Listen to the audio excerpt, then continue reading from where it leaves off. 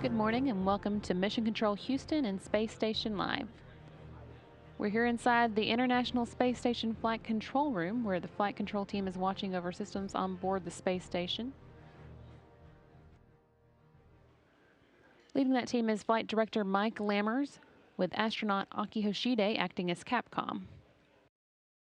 With 1 day left until the next Russian Soyuz launch and Orbital Science's new Cygnus cargo vehicle delayed until after that, the Expedition 37 crew is making their way through one last day of normal science and maintenance work before traffic to the station picks up again. The crew is now more than halfway through their day, which began at 1 a.m. Central Time. They're currently orbiting about 260 miles above the Southern Ocean, heading northeast towards Indonesia. They are Russian Commander Fyodor Yurchikhin, U.S. Flight Engineer Karen Nyberg, and European Space Agency Flight Engineer Luca Parmitano. They arrived at the space station on May 28th and have now spent 118 days in space. They've been alone at the space station since the other half of what was then the Expedition 36 crew left on September 10th. They'll be getting some company soon with the Soyuz launch scheduled for tomorrow. That will be delivering flight engineers Mike Hopkins and Oleg Kotov, as well as Sergei Ryazanskiy, and it's scheduled to lift off from the Baikonur Cosmodrome in Kazakhstan at 3:58 p.m. Central Time to arrive at the station 6 hours later at 9:48 p.m. Seeing here some video of the crew inside the integration facility at the Baikonur Cosmodrome in Kazakhstan as they prepared for their launch over the weekend. Today, the crew is going to be appearing before the Russian State Commission and participating in one final news conference in Baikonur.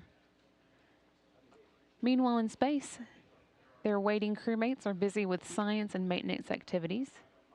Karen Nyberg is performing several runs of the In-Space 3 experiment, which examines colloidal fluids classified as smart materials, which transition to a solid-like state in the presence of a magnetic field.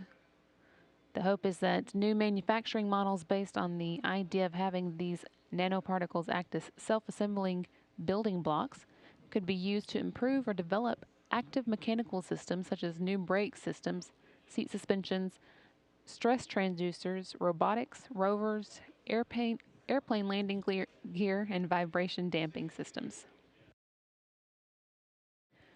While Nyberg worked on that experiment, Luca Parmitano checked off several of his activities.